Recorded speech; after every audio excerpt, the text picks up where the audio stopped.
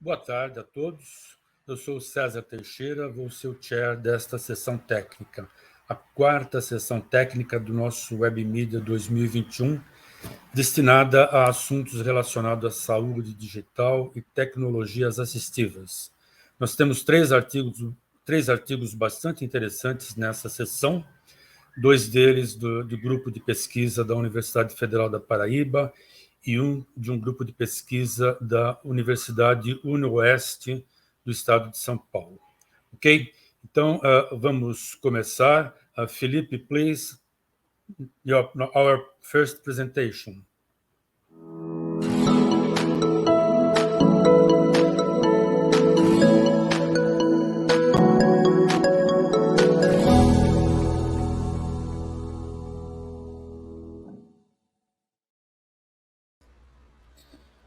Meu nome é Matheus Lima e hoje eu vou estar apresentando um artigo completo para o WebMedia 2021, intitulado como uma proposta de interface acessível de videoconferência para pessoas com deficiência auditiva.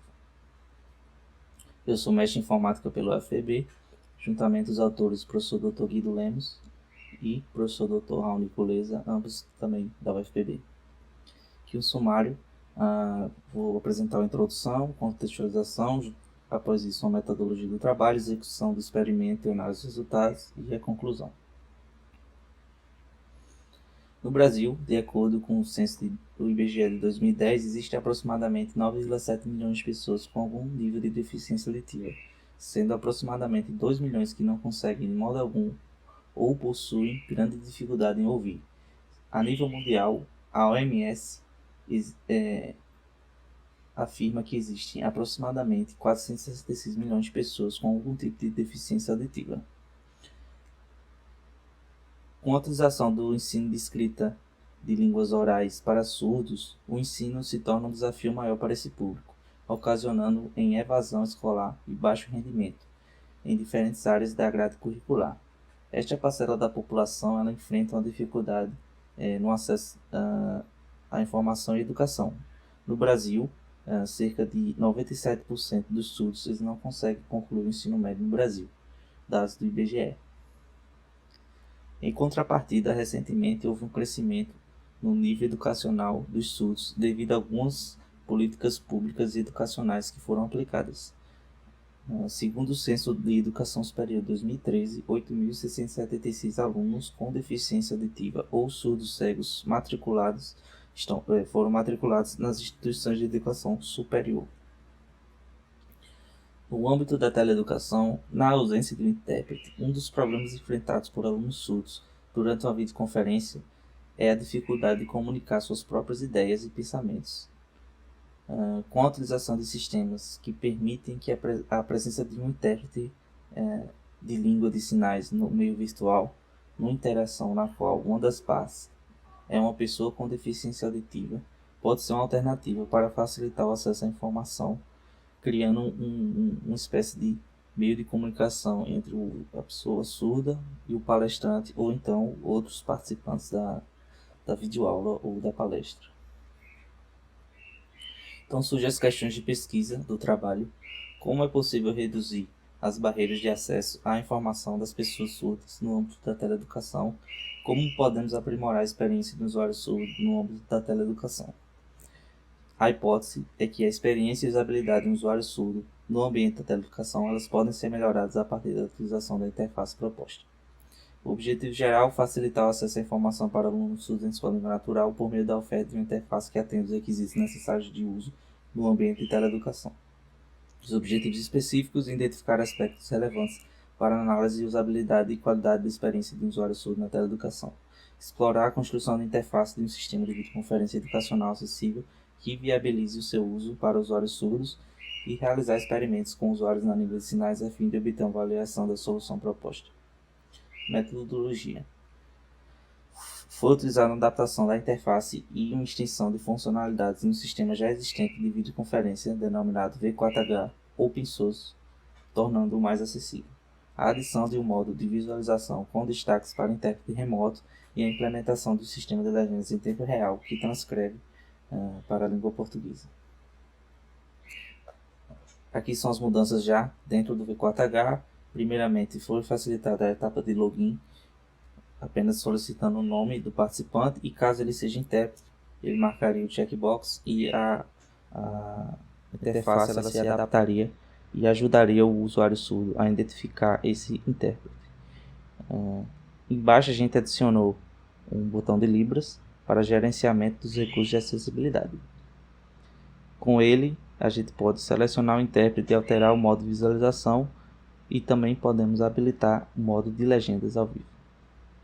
Aqui seria o modo intérprete habilitado, no canto inferior esquerdo seria o intérprete.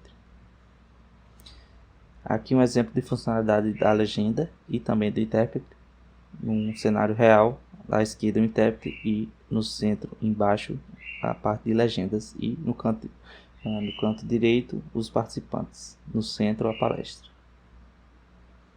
Uma arquitetura de alto nível do sistema utilizado e implementado de legendas em tempo real. Basicamente, o usuário ele vai gerar dados de voz, que vai ser inserido no Speech Recognition do Web Speech API, que vai transformar em texto, e esse texto ele vai entrar no gerenciador de transcrição, que vai fazer o merge da atual transcrição de toda a videoconferência juntamente com as legendas novas, que seria a fala nova do usuário. E o back-end com WebSocket ele vai atualizando todos os usuários.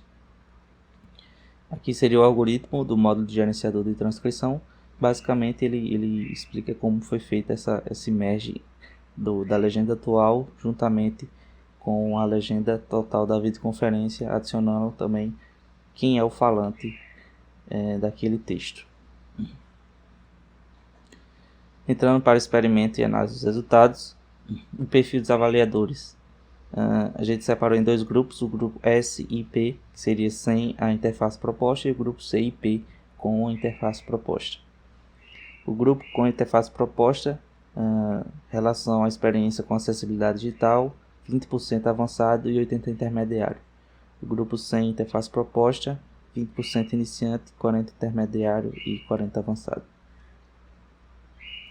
Aqui alguns pontos de execução do experimento: a fase de preparação dos usuários, o início da palestra, a palestra sendo realizada e no final os usuários preenchendo o formulário final do questionário. Alguns resultados, uma análise comparativa referente aos respondentes que marcaram sim nas respostas. Então, baseado no questionário, o grupo sem a interface proposta e o grupo com a interface proposta. O grupo, algumas dessas perguntas, as que se destacaram, tiveram maior diferença. Por exemplo, na parte de acesso à ferramenta, 90% conseguiu, em detrimento de 60% sem interface proposta. Outro dado interessante seria a parte de habilitar as legendas, 40% conseguiu, enquanto 90% conseguiu com a interface proposta. Dentre outros, algumas perguntas referentes especificamente à acessibilidade. A gente mostra aqui um gráfico comparativo entre esses resultados e a gente percebe que a solução ela teve um melhor resultado em referente às outras ferramentas que seriam sem interface proposta. No gráfico, a gente mostra aqui um gráfico box plot para fazer a análise do desempenho dos usuários nas ferramentas de videoconferência. Para os grupos C e P com interface proposta, os valores da mediana do primeiro e terceiro quartil de distribuição foram respectivamente 93.33, 86.67 e 93.33. Isso significa que 50% dos usuários eles cumpriram com sucesso mais de 93,33% das tarefas solicitadas. Além disso, é possível notar que o grupo ele foi menos disperso em relação a outro grupo, concentrando a maioria dos seus resultados acima de 80%. A gente possuiu um outlier negativo aí de 60%. Não podemos afirmar o que pode ter ocorrido com esse sujeito, porém é provável que o nível de experiência, acessibilidade digital e uso de ferramentas online ou então algum problema de conexão com a internet possam ter prejudicado seu desempenho nessas atividades. Para o grupo S e P, os valores de mediana primeiro e terceiro quartil foram 80, 60 e 93,33%, e a gente consegue perceber que o grupo está mais disperso. E como resultados, para a hipótese 1, a gente teve com grau de confiança 0,95, T-crit 2,101, a gente conseguiu um T-valor de 2,384, significando que existe uma diferença significativa em relação à experiência do usuário surdo ao utilizar a ferramenta de videoconferência com a interface proposta, em detrimento às outras. Como conclusão, os resultados eles se mostraram promissores. A gente conseguiu atingir os objetivos específicos a partir de estudos e análises dos trabalhos e resultados, implementação da interface proposta e também realizando o planejamento do experimento e a sua realização. Como trabalhos futuros, esperamos desenvolver uma tradução automática, caso exista a ausência do intérprete, a gente possa colocar ferramentas de tradução automática, como o VLibras, por exemplo, e ampliar a interface para outros dispositivos, como dispositivos móveis, de forma responsiva, e a opção de movimentar e redimensionar a tela do intérprete de acordo com o gosto dele, e também suporte para gravação offline. Então foi isso. Agradecemos aí a participação de todos, e se tiver alguma dúvida, estamos aí. Obrigado.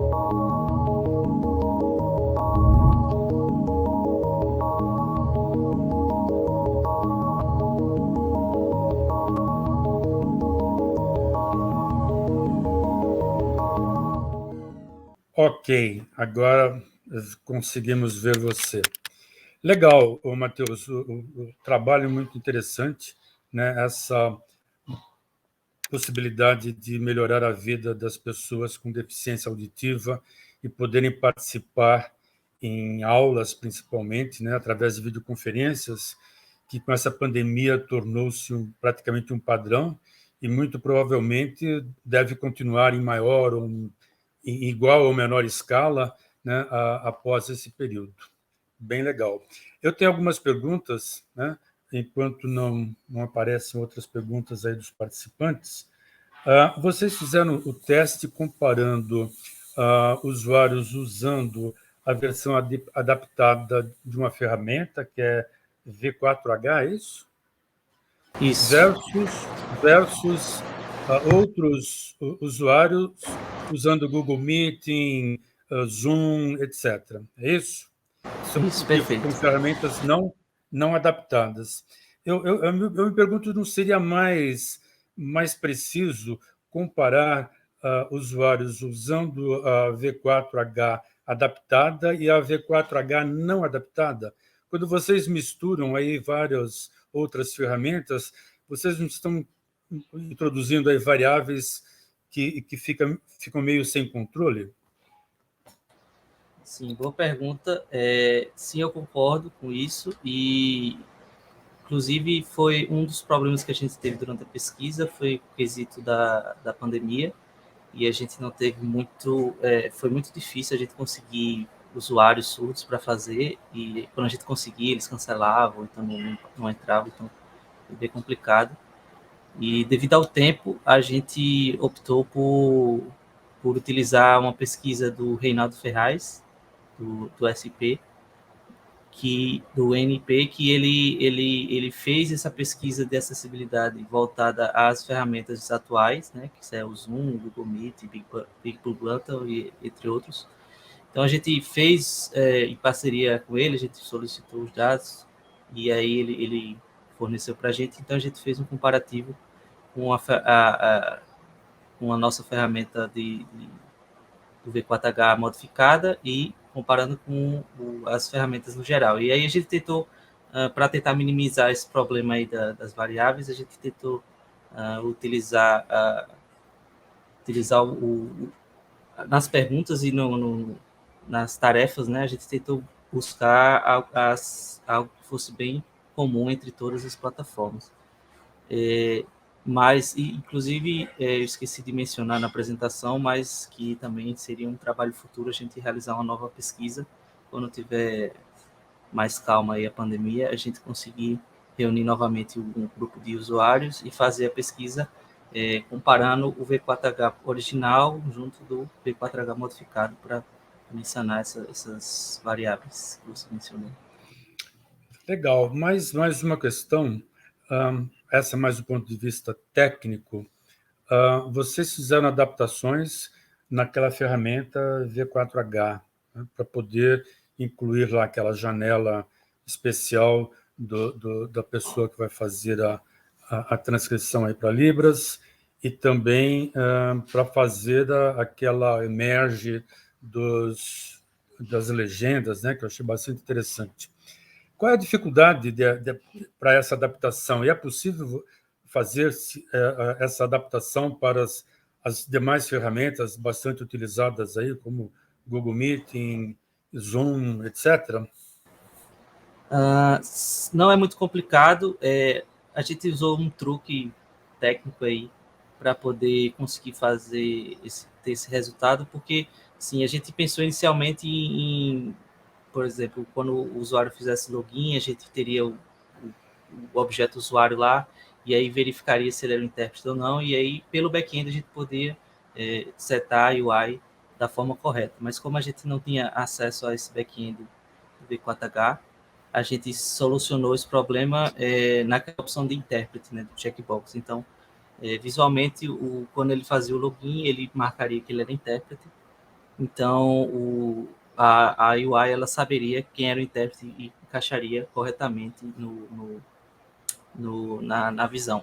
Então, assim, no ponto de vista de dificuldade, do ponto de vista técnico, eu não acredito que seja muito complicado. Se você tiver um sistema de videoconferência, que funcione com usuários e com contas de usuário, você pode criar um tipo de usuário novo, chamar ele de intérprete, e aí quando esse intérprete ele fizer login na plataforma ou entrar em alguma videoconferência, o seu sistema ia saber, ia reconhecer isso, ia basicamente tirar ele da lista lateral, ou a lista onde ficam os usuários comuns, e colocaria esse usuário especial de forma centralizada ou então de forma destacada, para que os usuários surdos eles pudessem ter acesso mais facilmente a esse intérprete. Acho que seria uma enorme contribuição que vocês poderiam trazer aí ao mundo real, né? É incorporar essas facilidades às ferramentas aí largamente utilizadas para videoconferência, né? Aulas, etc. Certamente uma ajuda sem dúvida alguma, né? Temos uma questão aqui da Maria Pimentel. Eu acho que ela está perguntando se vocês fizeram entrevistas antes do projeto e depois. Imagino que para uma melhor avaliação aí do aspecto da usabilidade da ferramenta, seria importante, né, você fazer entrevistas para entender aí os usuários em processos no uso de ferramentas sem ou com, né, as modificações. Quer dizer, antes de aplicar o experimento, entender como é que a coisa acontece, e depois do experimento para saber se houve alguma melhoria. Então, a gente só fez uma entrevista, que foi durante a execução do projeto, e inclusive vários participantes recomendaram, inclusive tem no artigo algumas recomendações deles, que inclusive foram muito boas. Inclusive essa que eu falei no trabalho futuro, de você posicionar a janela do intérprete menor ou maior, foi uma sugestão de um dos participantes. Mas antes, por conta do problema que a gente teve em reunir o pessoal, a gente não conseguiu. Mas, assim, a título de feedback, a gente conseguiu perceber durante a execução do experimento que, no primeiro momento, eles já comunicaram que tinham dificuldade em participar de videoconferências, como normalmente eles entrariam no Google Meet, e também com o advento da pandemia, eles meio que foram forçados a utilizar essas plataformas, e então eles mencionaram que realmente eles tinham dificuldade. E no primeiro momento do experimento, a gente conseguiu, com a ajuda do intérprete, se comunicar com eles, já utilizando a plataforma. Então, foi uma experiência bem legal, assim, do ponto de vista para quem está organizando o experimento, e a gente já percebe logo de cara que já ajudou bastante essa acessibilidade. Temos mais uma pergunta aqui, era quantas pessoas foram utilizadas para avaliar a ferramenta? Então, foram Pergunta 10, do Matheus Viana da Silva. foram 10 participantes, e como a gente teve um problema na hora de fazer o agendamento, a gente teve que dividir em 2 dias. Então, no primeiro dia foram 5, e no segundo dia mais 5, utilizando os mesmos experimentos. Ok, muito obrigado, Matheus. Sucesso para vocês na continuidade do trabalho. And let's move to the next presentation.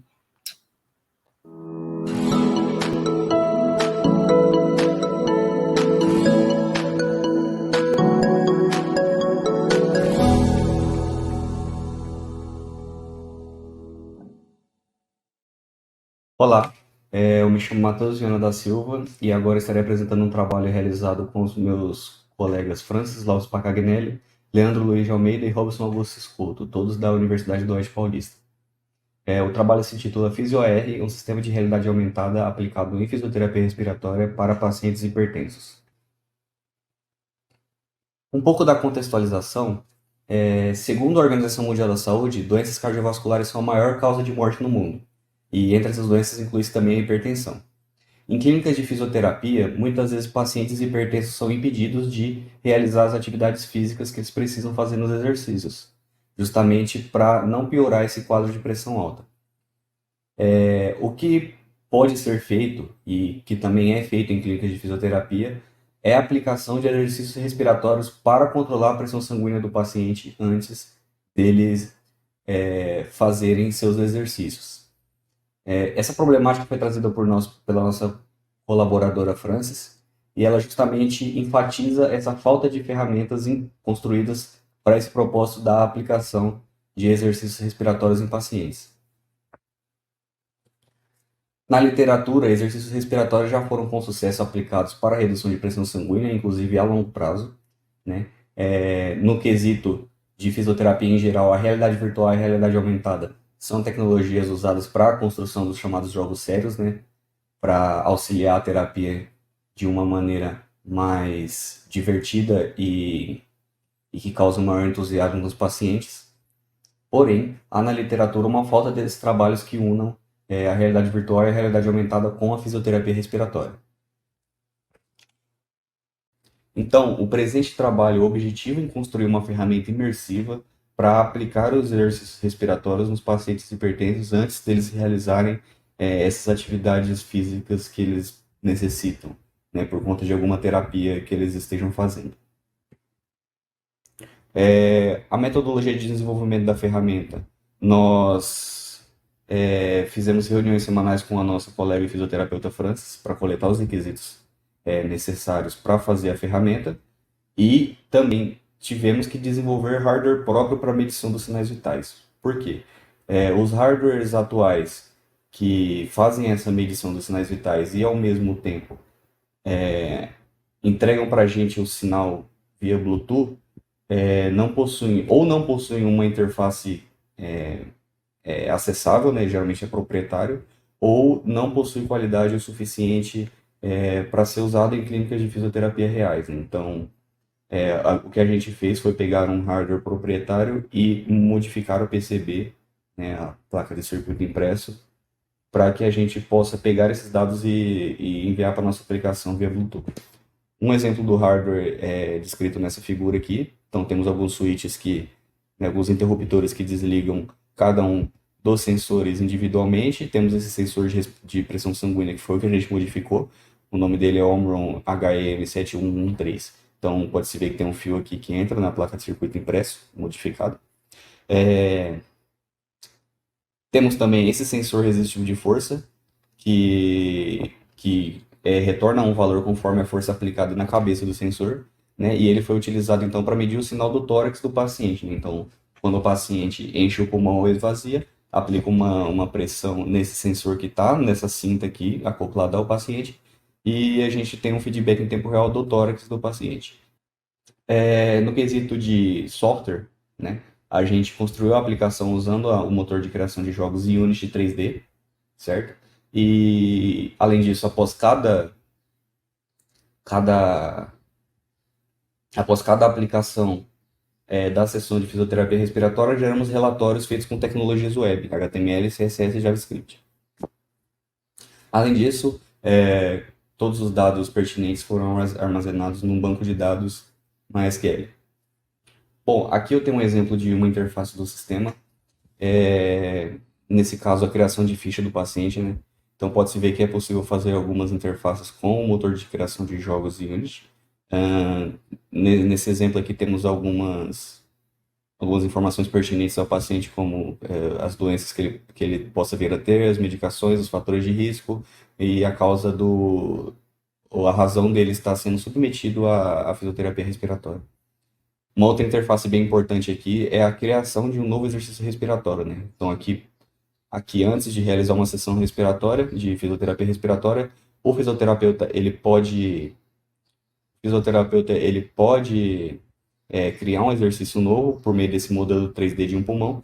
Esse modelo ele vai expandindo e contraindo conforme o fisioterapeuta deseja, e com isso o sistema grava um exercício respiratório que seria útil para fazer uma sessão de fisioterapia para um paciente. Inclusive, o fisioterapeuta ele pode rodar uma demonstração desse exercício para ver como ele ficou antes de realizar a sessão de fisioterapia. A tela de fisioterapia é demonstrada aqui. Nesse caso, aqui temos a interface do fisioterapeuta, né? Então, é o que o fisioterapeuta vê.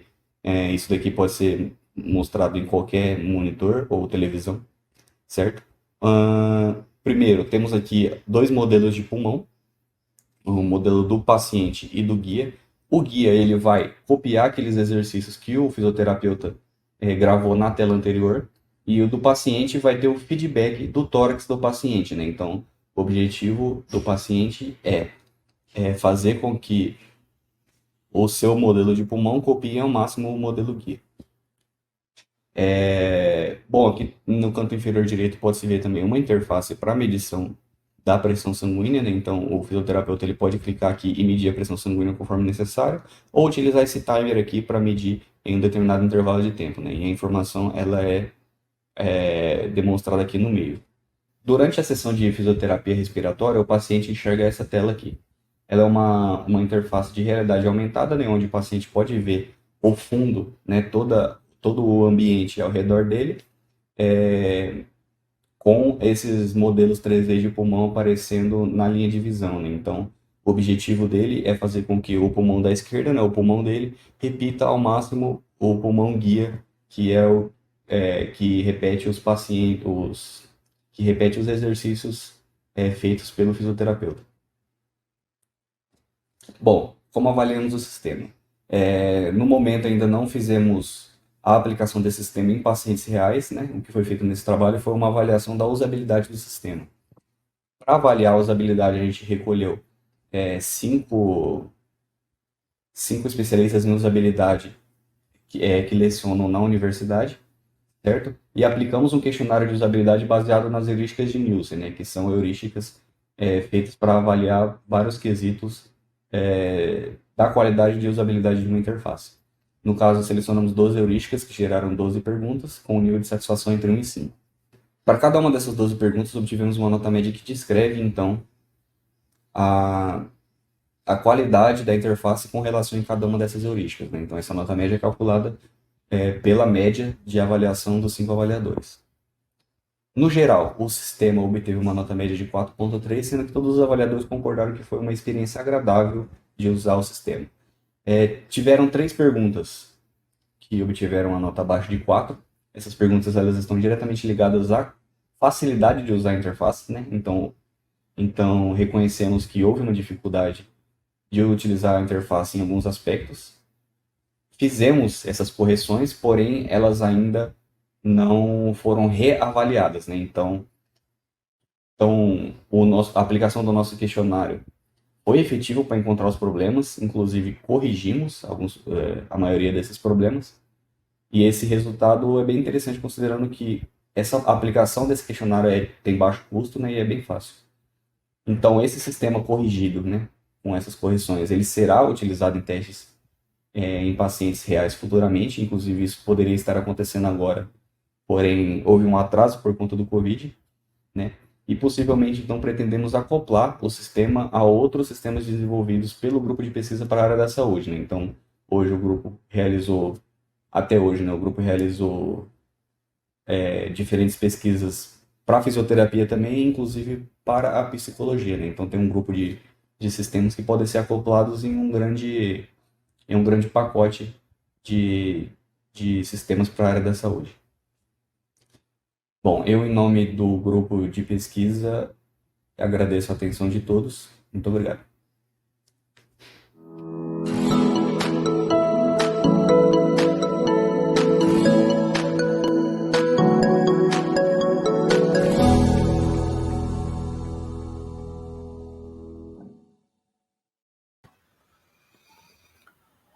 Oi, Matheus. Olá, tudo Bom bem? saber que exercícios de respiração podem melhorar aí a vida dos hipertensos. Eu sou um dos hipertensos que vivo na base dos comprimidinhos. Vou começar a ver bem aí essa possibilidade de resolver o problema com exercícios aí de respiração. Deixa eu fazer uma pergunta para você. O lance, né, o paciente, ele coloca lá o óculos, né, para verificar, para ter a visão 3D, ele enxerga o pulmão dele e uma referência. Então, o objetivo é fazer com que o seu pulmão realize movimentos semelhantes àqueles da referência.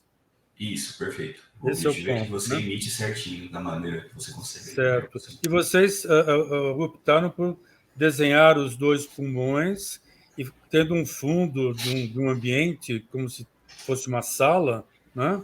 E Isso. aí a visão do paciente.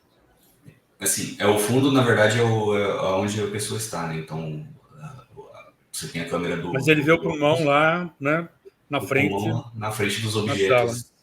Bom, aí eu tenho duas perguntas, né? Será que não seria mais interessante ele enxergar o pulmão, talvez, num corpo humano, né? Não solto no meio da sala, né? É uma possibilidade. Aí a outra questão é se não seria interessante fazer uma sobreposição, né, para você comparar melhor o movimento real do seu pulmão com a referência. Tipo assim, está sobreposto, ele tentar, né, ir acompanhando a referência. Então, são essas... Eu entendi. Muito boas perguntas. Essa coisa de onde colocar o pulmão é uma questão muito interessante mesmo. Vou falar que não pensamos isso de colocar dentro de um corpo, né? Porém, essa sua segunda sugestão é muito interessante, pois isso tem até em um dos artigos que a gente usou como referência, né? Que na verdade eram para fazer outros tipos de exercícios. Mas eu entendi muito bem, seria como se fosse um pulmão, por exemplo, você pode colocar um outro pulmão guia como se fosse transparente, um pouco maior, né? E você tem que encher para fazer o paciente realmente copiar certinho, né? É uma boa sugestão. Eu vou fazer questão de colocar isso aí com possibilidades de trabalhos. E nessa linha, eu não sei se para fazer aí a comparação, se a visão 3D é realmente melhor do que uma visão 2D, apenas linhas, né? Eu não sei, talvez valha a pena vocês explorarem, né, essas possibilidades, né, do 2D com 3D para ver o que é melhor do ponto de vista de interpretação do paciente e do ponto de vista de efetividade aí do tratamento. Sim, uma boa... Isso é interessante, pois eu mesmo sempre imaginei, né, conversando com o Google, eu sempre imaginei que os testes com pacientes reais deveriam ser feitos pelo menos dessas duas maneiras, usando óculos ou usando sem, para também avaliar se realmente ajuda. Né? Porque pela literatura as publicações levam a gente a crer, a acreditar que realmente, quando você utiliza um óculos de realidade virtual, as pessoas se sentem mais inseridas dentro do jogo, né, do jogo sério, né, então, e isso realmente ajuda a fazer a terapia, mas tem gente que não pode até sentir tontura, né, então é interessante que tem essa portabilidade, inclusive na implementação existe essa portabilidade, né, tem a possibilidade também de você simplesmente colocar ali numa tela, né, ao invés do óculos. Ok, Matheus, muito obrigado e sucesso aí na continuação do trabalho. Muito obrigado. Ok, vamos passar então para a próxima apresentação.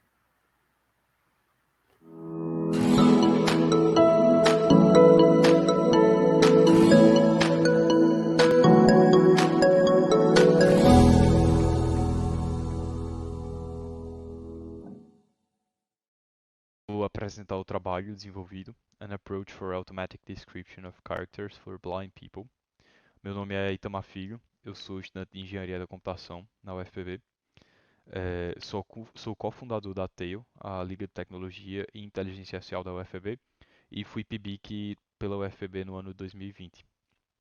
Os outros autores desse paper são também estudantes de Engenharia da Computação na UFPB, e nosso orientador foi Tiago Gulino Maritan. Bom, introdução. O que é audiodescrição? Audiodescrição é um conceito vital na acessibilidade de pessoas com deficiência visual. Consiste na descrição de cenários, roupas, linguagem corporal e expressões, e costuma ser inserida no meio de diálogos ou trilhas sonoras. Ela proporciona acessibilidade a essas pessoas em diferentes contextos relacionados à visão, como cinemas, teatros e até museus. Bom, contudo, esse recurso não é usado tão frequentemente quanto deveria, pois é extremamente custoso em termos de esforço e também de tempo envolvido. E o que buscamos apresentar nesse artigo bom, a descrição visual é uma tarefa relativamente simples para os humanos, mas muito exaustiva. Contudo, quando trabalhamos com computação e automatização desses processos, não precisamos nos preocupar com a exaustão, mas essa tarefa pode se tornar um pouco mais complexa. Nesse paper, nós propomos uma abordagem inicial desse problema, em que focamos sobretudo na descrição das características dos personagens, mais relevantes, como idade, gênero e etnia. É um trabalho ainda em andamento e temos como visão aprofundar mais a cobertura da nossa proposta. Falar um pouco sobre os modelos, usamos diferentes modelos na nossa proposta, principalmente modelos de detecção facial e de pontos faciais, e modelos de classificação também de imagens, principalmente nas categorias citadas, como gênero, etnia e idade. Também nesses modelos tentamos mitigar essas implicações de viés, que são um grande problema na área. Utilizamos datasets que são balanceados com relação às categorias mencionadas. O pipeline da nossa aplicação consiste em diferentes etapas. A gente tem primeiro recebendo um stream de vídeo, depois pré-processamos isso, tanto com relação à detecção facial e depois ajuste das imagens. Depois classificamos as faces detectadas de acordo com as categorias que apresentamos e transformamos isso no string. Essa string vai ser passada para um módulo que usa um sintetizador de áudio para gerar um arquivo de áudio como output. E a partir desse arquivo nós fazemos a reprodução juntamente com o vídeo ou imagem que está sendo utilizada no momento. Vou mostrar agora um exemplo de nossa aplicação em uso. Descrição do personagem: gênero masculino, raça branco, idade entre 60 ou mais. Bom, como eu disse, é um trabalho ainda em andamento, mas já estamos tendo alguns resultados bem legais. E como trabalhos futuros, a gente pensa em desenvolver novos módulos para a descrição de roupas, expressões e cenários. Criação de um modelo para decidir melhor o tempo exato de reprodução do áudio. Conduzir testes com a audiência desejada para vermos se estamos indo na direção correta. E futuramente aplicar modelos de linguagem para obter descrições mais fluentes e coerentes de acordo com o contexto. É, eu gostaria de agradecer pela oportunidade, pelo tempo disposto. Aqui estão minhas redes sociais, e e-mail também, caso alguém gostaria de saber mais informações sobre o trabalho ou entrar em contato. Agradeço. Obrigado.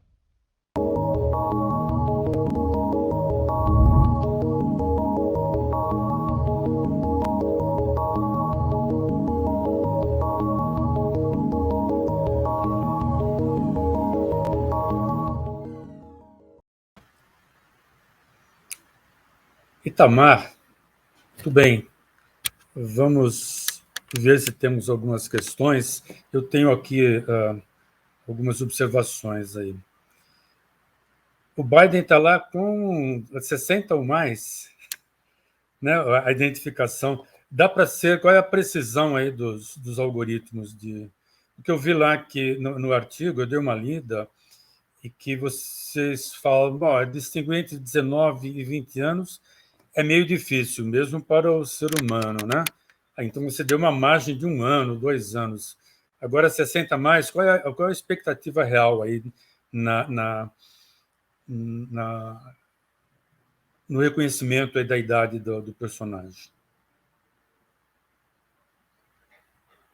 Está sem som. Estamos sem som.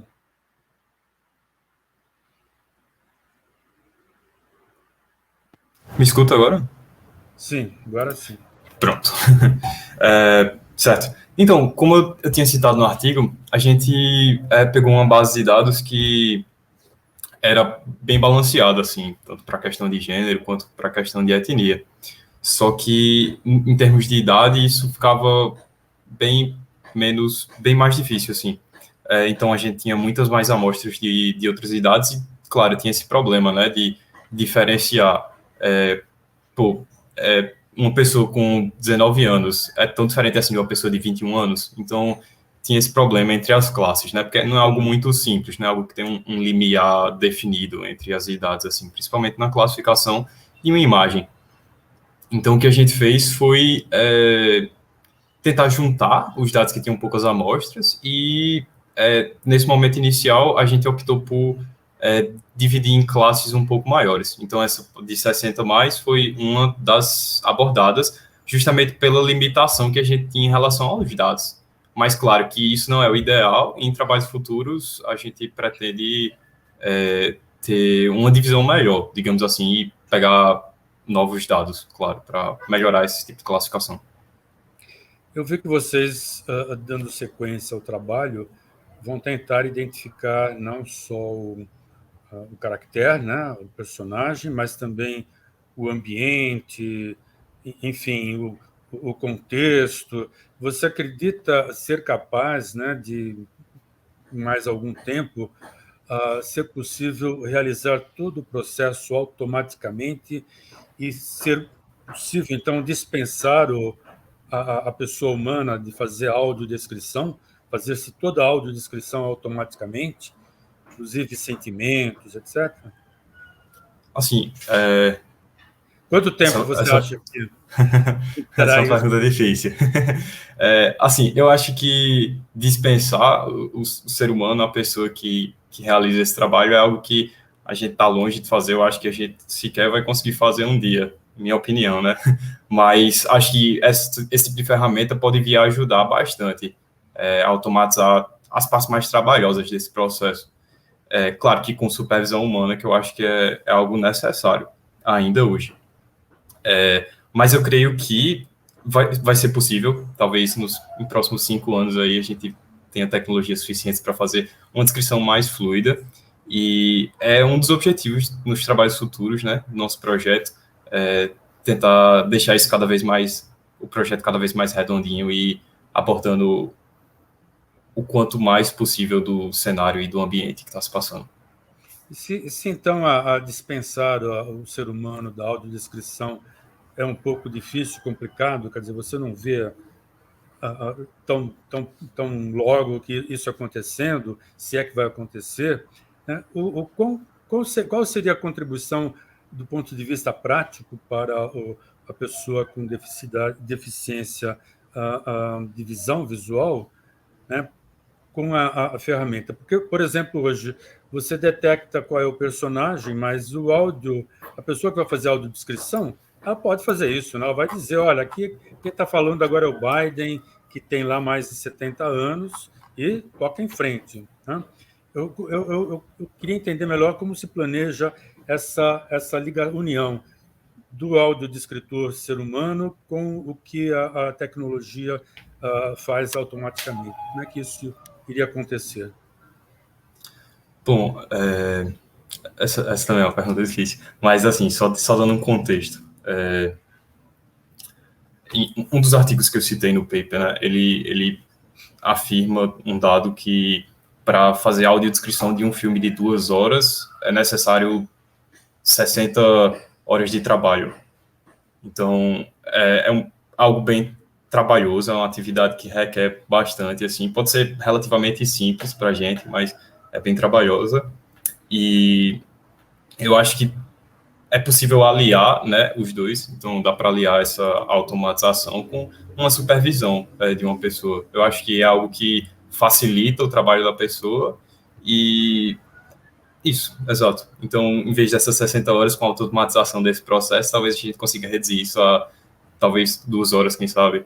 E, claro, eu acho, assim, eu não posso afirmar isso, né, a gente tem muito mundo pela frente, mas eu acho que esse tipo de tecnologia é preciso certa supervisão, só para checar se está tudo ok. Tá ok. Para encerrarmos, temos mais uma questão aqui do Whindersson Viana. Eu vou ler a questão aqui porque está meio longo, vai ficar mais difícil de interpretá-la.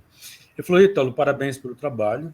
Existem algumas pesquisas na literatura para uso de áudio sintetizado como audiodescrição, pois facilita a regulação da velocidade e tipo de voz por parte dos usuários finais. Entretanto, os audiodescritores tendem a criticar esse tipo de abordagem pela perda de qualidade e intervenção errônea. Vocês chegaram a fazer análise de requisitos ou entrevistas com audiodescritores e com usuários cegos? Basicamente, comparando aí um trabalho de audiodescrição pelo ser humano e pela máquina. Se bem que o trabalho que vocês fizeram até agora foi apenas o reconhecimento do caractere, né? Então, do personagem, fica para você aí as colocações aí da pergunta do Whindersson. Sim, certo. Com relação à intervenção errônea, realmente, é um dos problemas, eu acredito, que a gente vai focar em solucionar agora no projeto, que é justamente identificar o momento certo de reproduzir o áudio. É um problema realmente complexo, né, o todo, e a gente não chegou a fazer entrevistas, justamente por causa da pandemia, a gente teve um pouco mais de dificuldade, mas o grupo já está em contato com alguns grupos que poderiam ajudar, e é um dos próximos trabalhos também que a gente vai fazer, justamente fazer essa análise e fazer os testes com os usuários. Tá ok, Tamar, muito obrigado. Sucesso para vocês aí na continuidade do trabalho, ok? E assim nós Obrigado. finalizamos a sessão 4 e eu convido a todos para às 15h40 juntarmos-nos à ferramenta novamente para a 5ª sessão técnica do WebMedia, tendo também uma palestra da indústria bastante interessante. Até mais, então. See you later.